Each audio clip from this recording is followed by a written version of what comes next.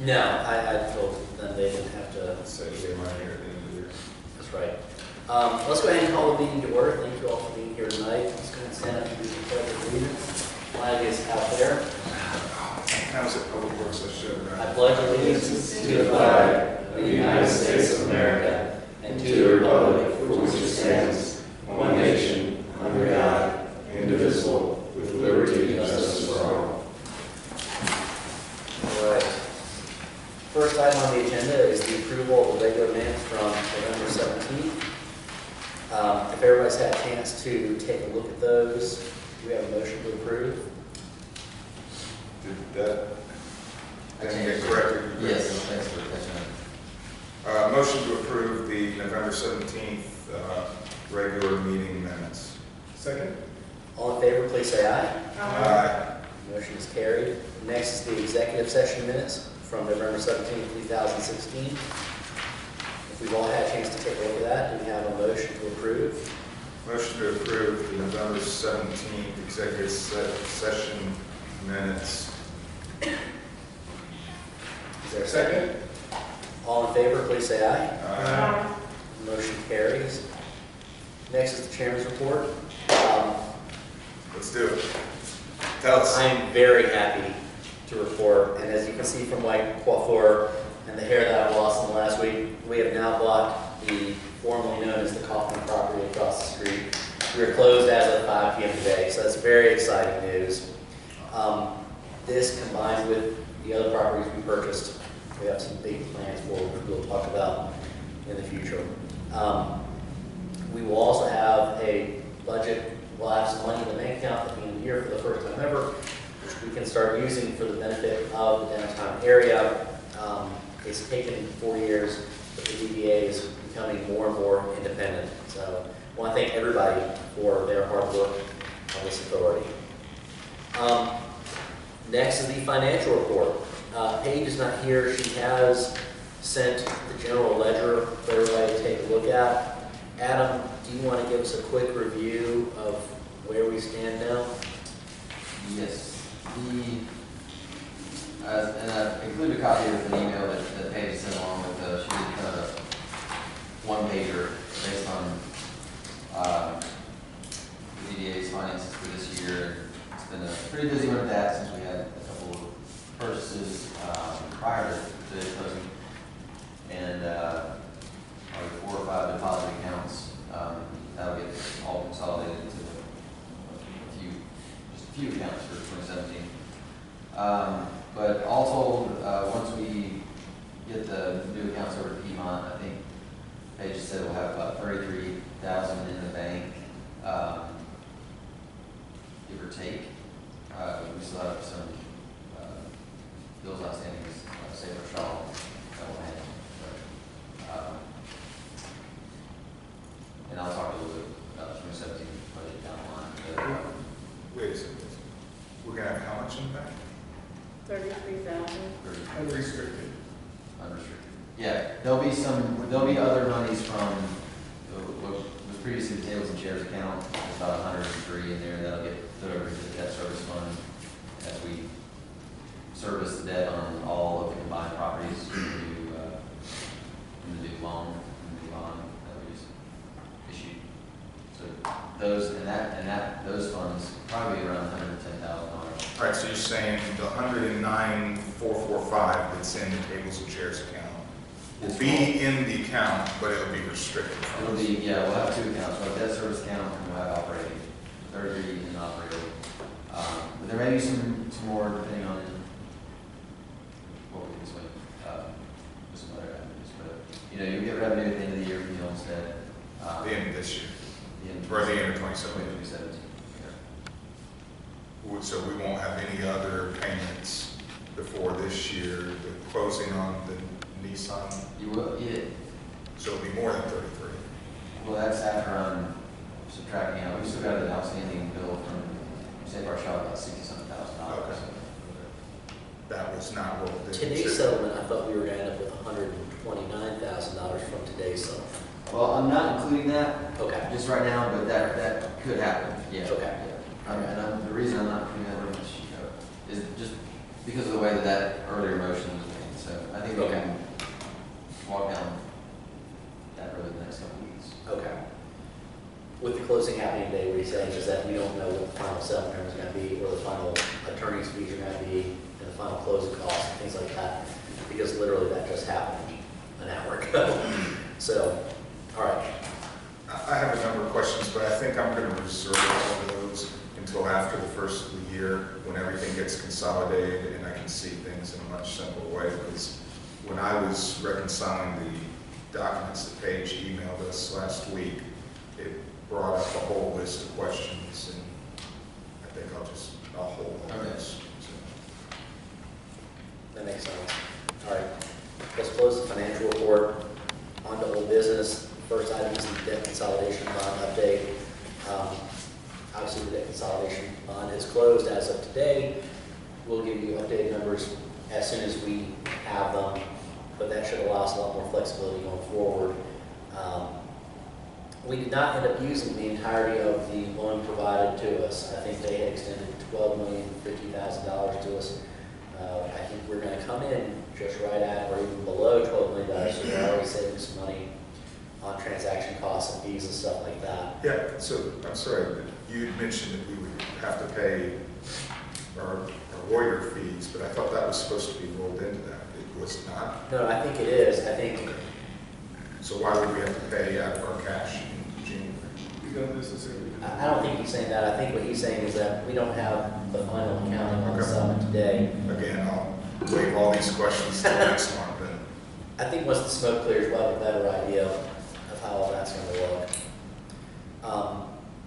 And I'm sorry I don't have the full update on that today, but literally, it wouldn't close today.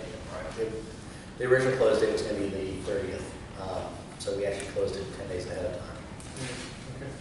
All right. The next item is Chamblee Atlanta project bond update.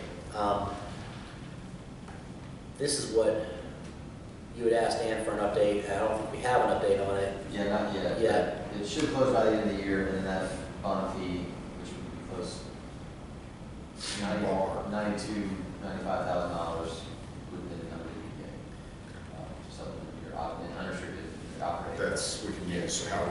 Yes, and so I'm just waiting on word from the attorneys. But you signed all the documents, you signed. all Yes, the I did. I got carpal tunnel from signing that. And it was validated and everything, so we're just waiting on the word. Great. All right. I'm sorry, before we move on to out of old business, on our 2016 budget, you had included last year about stuff for the CDBG and all that. Did that just go away? You're never able to get something going with that, or? Well, it requires upfront expenditures. It requires an EDA to expend that money and then ask for reimbursement. So we can still have that in Yes. 2017? Yes. Okay. Thank you. All right. New business. We have the gentleman from the Trackside Project here tonight to tell us kind of what's going on with the project and give us a little update. Thank you for being here. Please stand up, introduce yourselves, Sure. say hi to the camera, and kind of give us an idea of what you guys are doing. And I know you guys are getting your application in and what you need help with. Sure. Well, I'm Gary Matthews with Parkside Partners. Eli Green, partner at Parkside as well. And then you have Josh Harrison, CFO of Patella. So we want to be respectful of y'all's time tonight. We can keep this extremely high level. We can get into answer as many questions as you guys would like. But I thought it'd be good for y'all seeing me speak at a lot of these public meetings.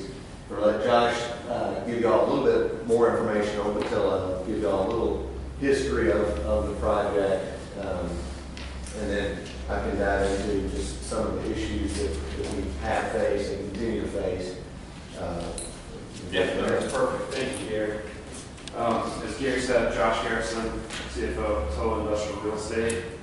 Started my career at Patillo in 2001, so I've been with the firm for about 15 years.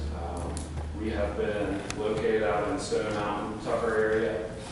All of the flat roofs you see developed were built around kind of that industrial, Tucker Industrial. Basically, all of those flat roofs were originally built by our firm. We've been doing industrial real estate in Georgia and in other southeastern cities for about 65 years now. Unlike a lot of developers, we're a build and hold developer. So we develop for our own account only. We don't raise a lot of outside equity. Actually, frankly, we don't raise any outside equity. It is for our account. We develop industrial real estate, and we largely maintain and put that in our portfolio. So our portfolio today is about 13.5 million feet. That's in 6 major markets: Atlanta, Jacksonville, Charleston, Greenville, Spartanburg, Louisville, and Nashville. Those last couple, which are a little bit outside of our historical footprint, speak a little bit to our transition. At the end of 2015, for the first time, we sold a major section of our portfolio, so all those buildings out in that Stone Mountain, Tucker area that I was talking about. We took to market, put those up for sale, and closed just over a year ago with an outside equity interest that now owns all those buildings in Stone Mountain. So, part of that was trying to renew, and our CEO likes to use the term grow taller and younger. Those buildings were built at a time where, clear heights in industrial was 14 to 18 foot clear. Today's users tend to go 30, 36. We actually have a project that we're looking at right now that actually has 70 feet clear height. That's a freezer cooler. It's nowhere near downtown Atlanta or anything, but that shows you people are really starting to use the cube. As land values increase, it's more important to staff, and some users can go really high. So those assets out there in Stone Mountain become a little bit functionally challenged, and recognizing that and wanting to kind of move our firm into our next phase, we put those on the market, and as a part of that, decided to relocate our headquarters.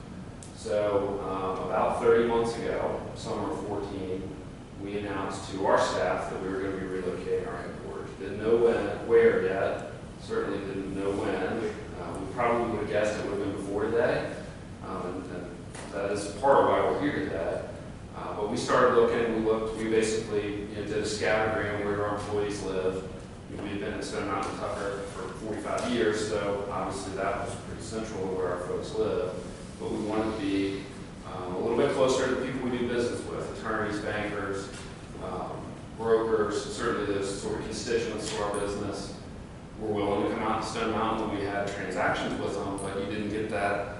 You bump into somebody at lunch, you bump into somebody after work, and almost all business know that sort of that relationship building outside of the transaction really helps. And so we were starting to miss that. So we drew our center point for our search right in the heart of Buckhead, kind of followed up 400, followed up 85, and no rocket science there, right? That's where a lot of people are relocated, office space too. And almost immediately fell in love with this area. We, like I said, want to be close to sort of that Buckhead scene, but our firm is definitely not a Buckhead firm, and I don't mean that with any disrespect to Buckhead, but I think it's just not who we are. I know. So as a part of that, we very quickly fell in love with that a little over 2 acre site right there on the corner that Marta owns, and started the process of really 2 things. One, we know industrial. We are really good at industrial real estate. We don't do residential, we don't do retail, and we certainly don't do office. So one of the first things we had to do was find someone to do it with. The first time I drove by 5256 Peachtree and saw the before and after of that building, I said, I want to work with those guys. That's a talented group of folks. That's Parkside. Our brokers reached out to Kyle and Gary. That's how we got to know these guys. And then very quickly approached Martin and said, hey, what can you do to get this site open, right? It's a beautiful site. It's right in the middle of Chambers. Chambers got a lot of good things going on. If you go back, you all probably know a lot of the good things going on. A lot of it wasn't yet public, right? So we felt like we were a little bit of a pioneer or a trailblazer in that. Lo and behold, we aren't, which is great. And so approached Martin. We asked them if they would just sell us the site outright. Due to some of their concerns, they can't do that. They have to go through a public RFP process. We encouraged them because we were really trying to move quickly on our move to do that in an expedited manner as possible. So they did what's called a one-stage RFP. There wasn't a lot of back and forth. I think there were 4 or 5 respondents, and we were awarded the right to develop that site, right? And you all may remember this. I know I do. It was very joyous. That was great. We were super excited, and that's really when the real work starts, right? Because we hadn't done a whole lot of due diligence on the site. We certainly hadn't. Good. Couldn't. Yeah, Right. access, so, Right. That's a good point. yeah. Hadn't really spent a lot of money on, we've done some renderings and some high-level theoretical stuff that looks nothing like what it looks like today. And, that's really when the work started, right? And so one of the reasons I point that out is so often in our industry, Atlanta Business Chronicle or BizNow, which is a little real estate rag, electronic publishing, they announce these deals at that point like it's a done deal. 2 months, 6 months later, you're all trying to say, like, why isn't that there? That was announced. And so, a lot of folks thought, wow, that's done deal, great, we're coming. And unfortunately, as we sort of unwound this site, we ran into a lot of challenges. I know I'm going to turn it over to Gary and I'll talk a little bit about some of those challenges. But the last thing I want to say about Patillo and what we're trying to do, when we were on Stone Mountain, we were in a little 25,000 square foot single tenant. We were the only occupant. Beautiful office space, 100% closed offices. No one worked out of a cube. Very, I'll call it old school office environment.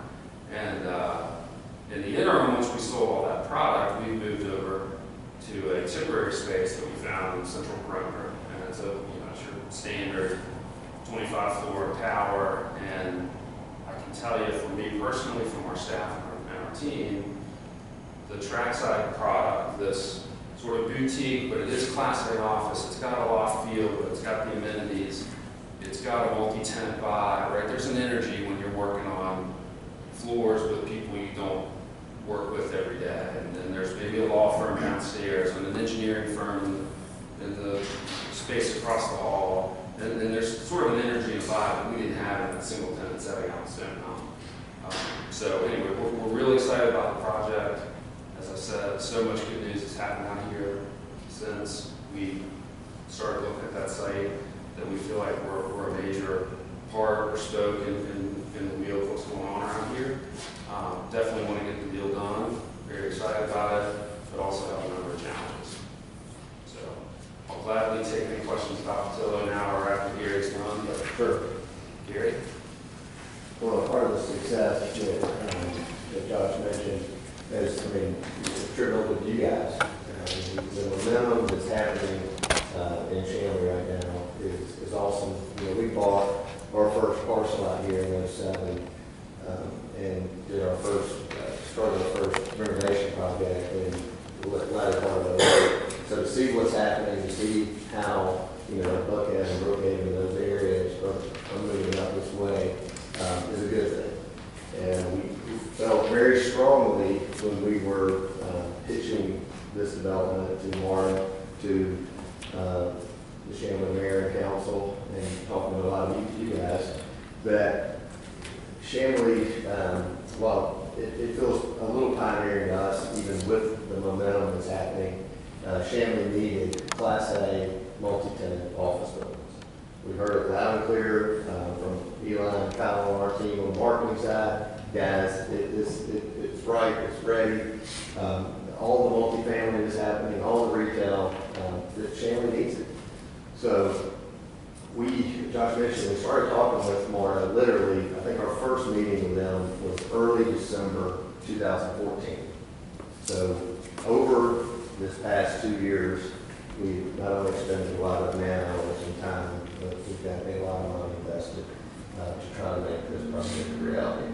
We touched on the challenges that we faced, and I mentioned that Adam and several other folks that are on the periphery of this project. It's kind of the saying, death by 1,000 cuts. It's been a little bit of that on this project, and I don't want to go into all of those issues, but it's site-related stuff we've learned when we got on site.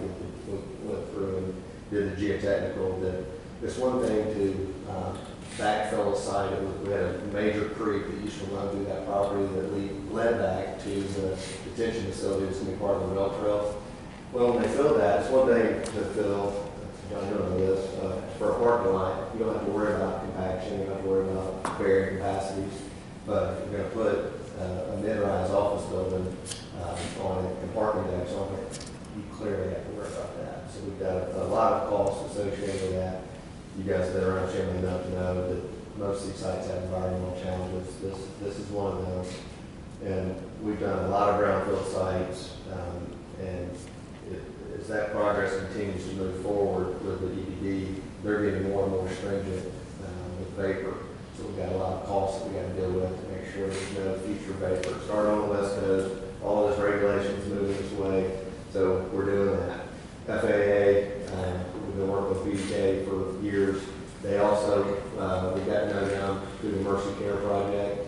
Well, we're closer to the center line than one of the runways with this project. We knew that going in.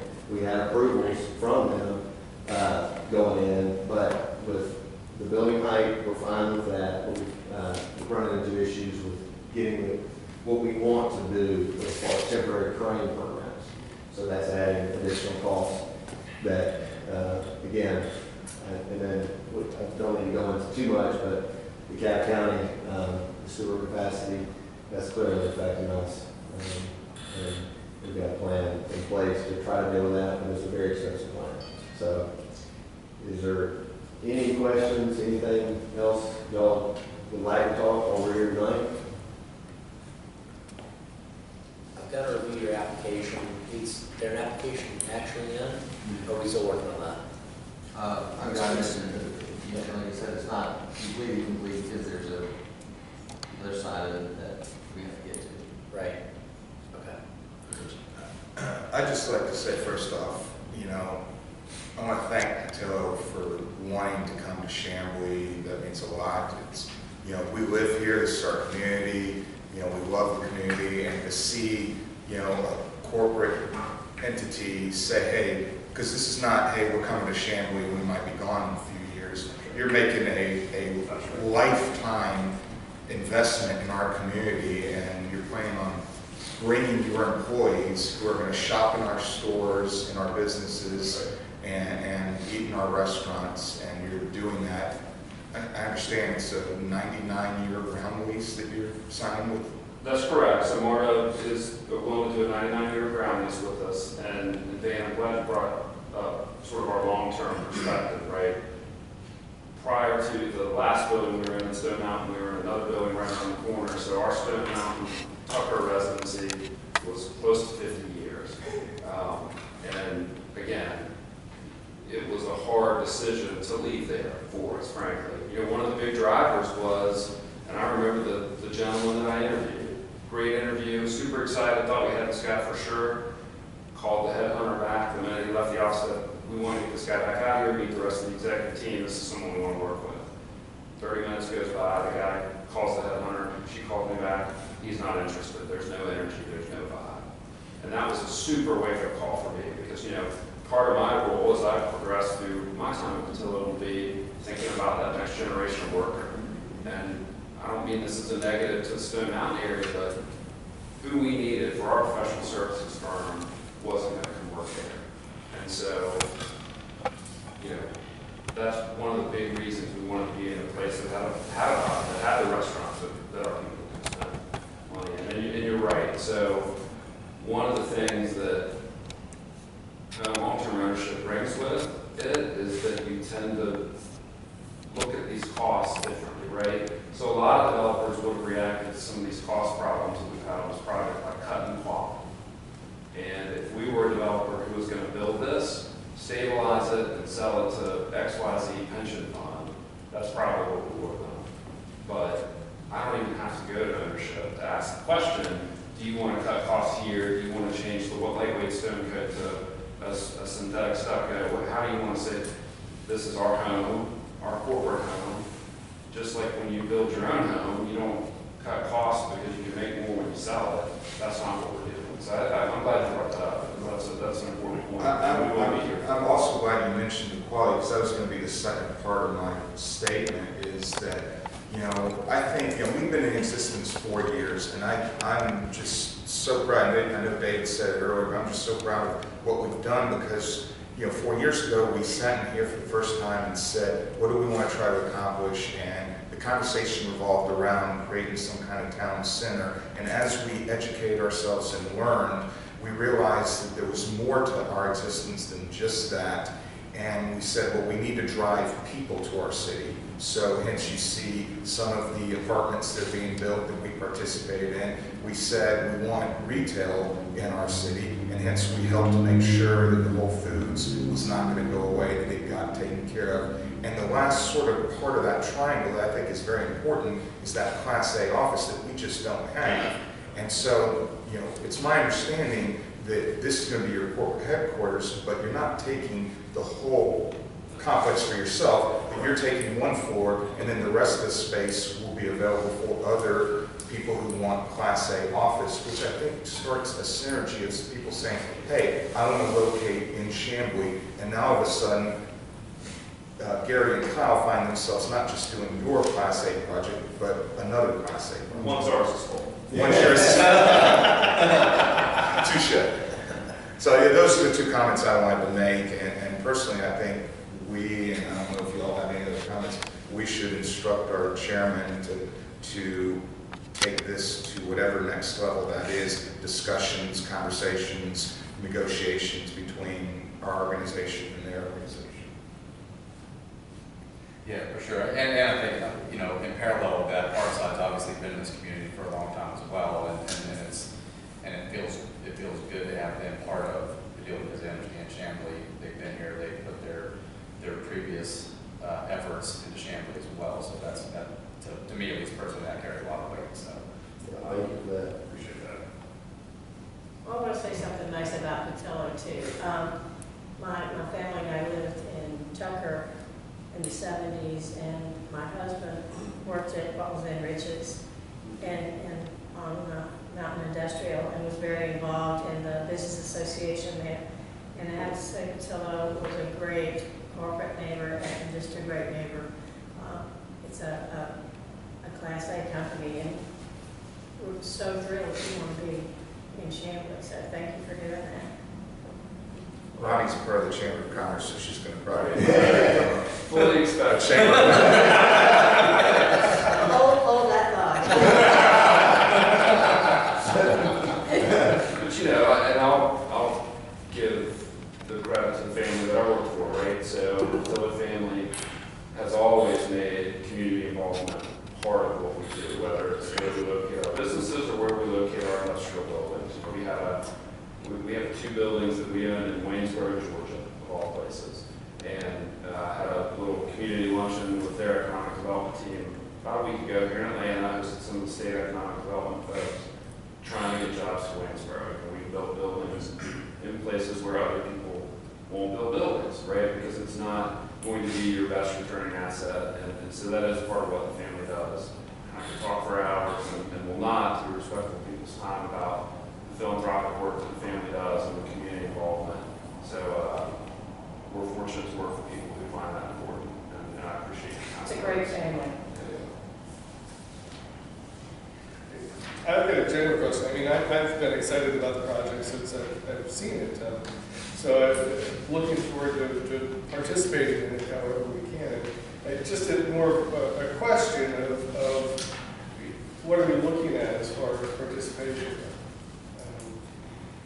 If I'm not mistaken, they've submitted an application to have an economic study done by our guide, which I'm not sure if it's completely in it yet or not, and asking for some kind of abatement in the application, correct? Yeah, it's in a draft form. Robert has to send me one more draft. I'll share it.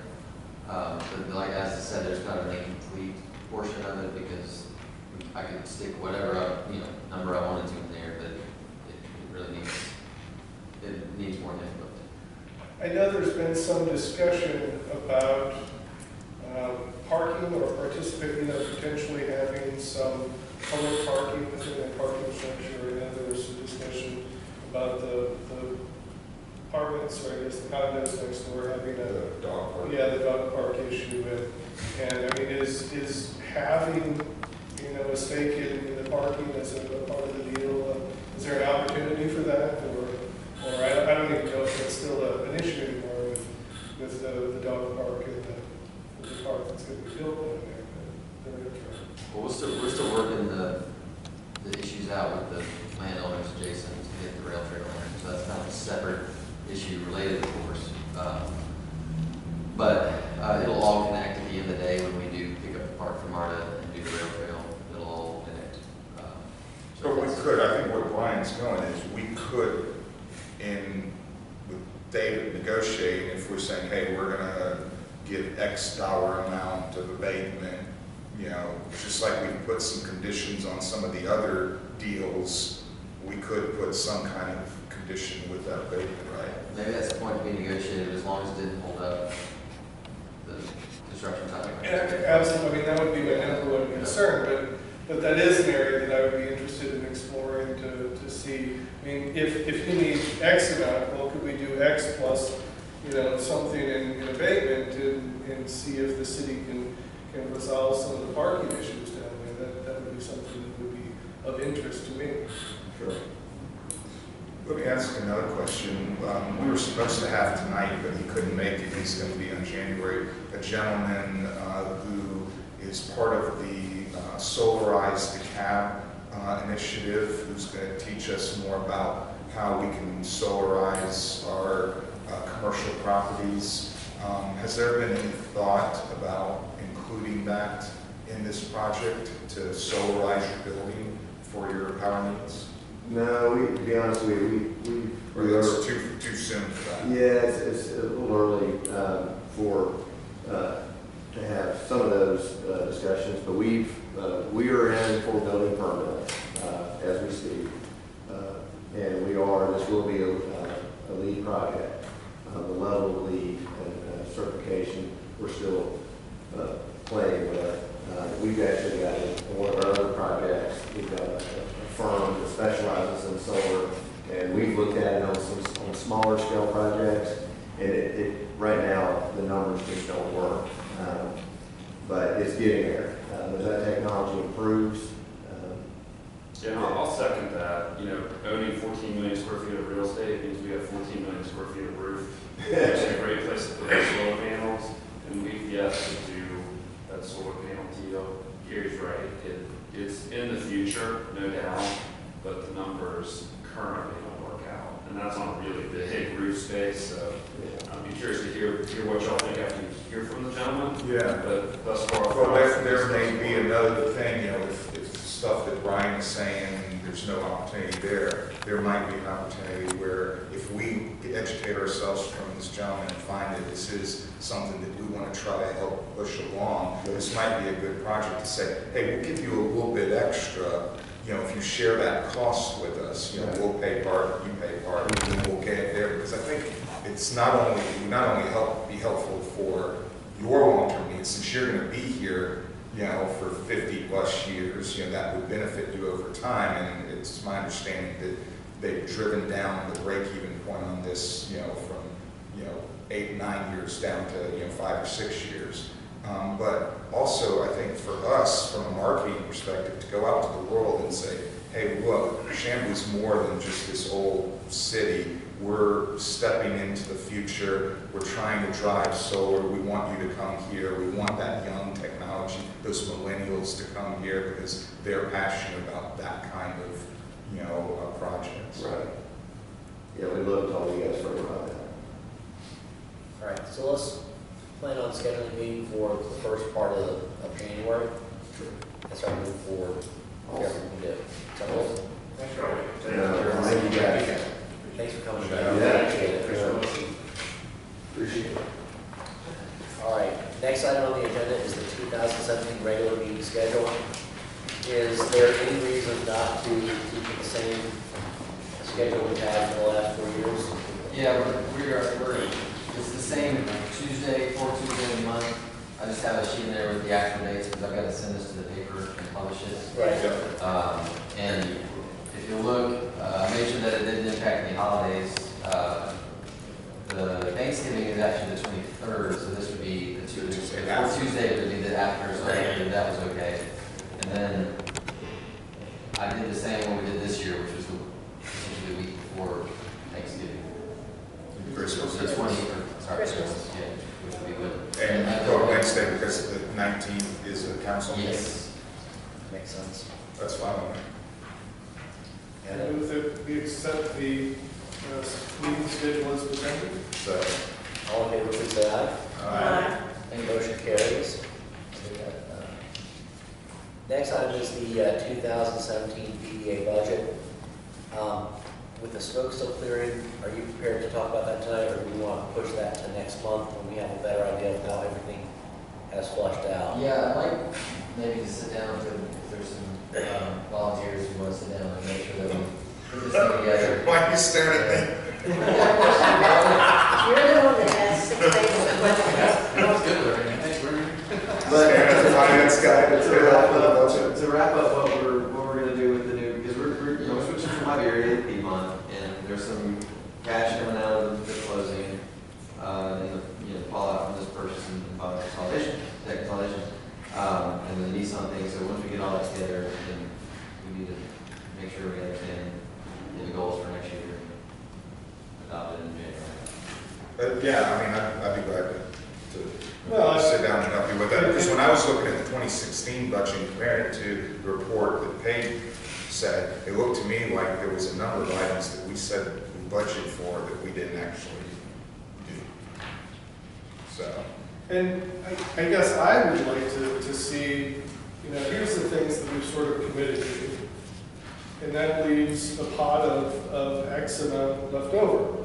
And then we start talking about what are our priorities. You know, I mean, we've talked for a number of years about doing streetscape improvements or doing other, you know, there's the Renaissance plan that was prepared that had a number of options that we thought we might be able to assist with. And I'd be very interested in What we seeing. can do do is, we know if council is going to do the same thing in 2017 with that Renaissance money? You know, they said here's 100,000, and we are using some of it for the mural. The motion Are they going to? The motion was from council, I remember that, and they dedicated these funds from that.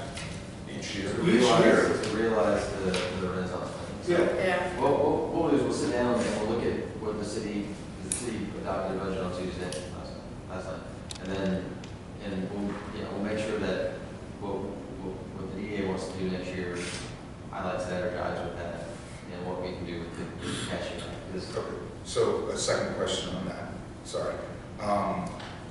So we obviously, they said, here's $100,000 for 2016, and, you know, we'd like you to look at murals and other things. We haven't spent that $100,000 yet, or maybe we've spent some of it. I don't know what you've given to Michael to start that project. But $100,000, on December 31st, we would not have spent $100,000. We get to 2017, if they say, here's 2017, $100,000, do we still use Is there the money from 2016 that we didn't use, or it's in, how's that work? It rolls over. It has does. Zero out, it rolls over. Okay. There was money there before, you know, they moved in whatever the motion was, Okay. and then I think they pay quarterly, if I'm not mistaken, but I'll get. So Travis basically saying, this is earmarked for that. Correct. It does not get spent on something else. Correct. Okay. Yeah, it's got its own fund idea, yeah. But you're right, we are spending money for this mural on it. But not $100,000. I know that. It's gold inlay. But we should, Very we nice. need to look at it, we need to look at it from the city side and the DDA side, see where it dovetails, because if the DDA has managed to do things for economic development, the city can do more of the public works and the streetscape kind of thing, so we just need to make sure that we're pulling in the same direction. Yeah. So if there's the parking lot that we were talking about. Yeah, parking for, Start moving on. and work the town, yeah, to do something in the town center, yeah. Right. Signage, could we use that to better promote our downtown? I put signage in the city calendar. Okay, great, because that's something that our city is very much on. So this is, if you go look at the city's budget, there is what we previously had not had, which is a 5-year capital improvement plan. it's there, and there's several So projects. happy to see that. But so that can change your, the roles and the prospects spots coming up next year. Some of that might get completely quicker than we think. I'm not gonna have to write another email. You might. Which is funny, because Do I- how many emails, or how many trees are killed by email? None. Some electrons get disturbed. So, I guess, should I motion to table the 2017 DDA budget to January? I think so. Second. All in favor, please say aye. Aye. Motion carries. Okay. Next item is the Main Street program. We have old business, the facade grant discussion. I hate to say it, but with everything going on, we have to table it. Again. How does, I mean, since we're getting out of the Main Street business, right? Is the city dropping Main That's Street? got the informal discussions that I've had, and I think I brought it up a couple times at the workshop and here, with Peter and other business owners forming their own kind of downtown business association. They are. Yes, they are. Then I would not want to compete with that, with people who come in and open the doors on a daily basis for the livelihood. You haven't gotten dime one from anyone. The city, I mean, the state of Georgia is not giving us any money for that. No, the incentives are, I guess, light, and from my perspective, the way it was set up, when I joined the city in late 2014, it was like, oh, by the way, here, make sure we get Main Street in 3 months. And it was, So it probably should have been thought out a little better on the front end. Not every city uses it.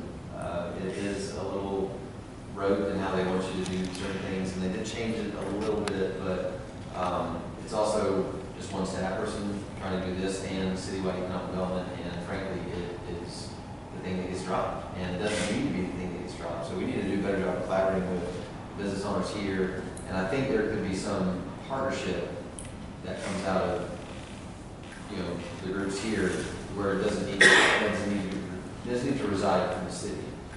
So if a business group comes in and says, what if we did this, then okay, I'll go to the city, to parks, or whomever, say, can we make this happen with regard to events? In the new budget, I am going to bring in what we're calling a business outreach coordinator that will help me citywide, but will also give me more capacity in my office to do things like this. That's your staff member you get? That's what they're going to be called? Yes. What's the title again? Business outreach coordinator. Business Outreach Coordinator. Who also has a large Beaufort Highway component. They're going to be citywide. They're not not just citywide, going to so to help, be. Not just with us. I thought I read something in the budget about to focus on Beaufort Highway. Maybe that's- Motion to table the facade grant discussion. Indefinitely. All in favor, please say aye. Who seconded? I did. Aye. Motion carries. So tabled. Everyone's playing. Public comments. We have exactly one public tonight. Would you like to? Thank you. All right, I don't think we have a break for executive session tonight. And get down to letter E. I hope everybody will join us for a drink of vintage, so motion to party. Second time. All in favor, please say aye. Aye. We're adjourned. Thank you, everybody. I'm sorry. That's it.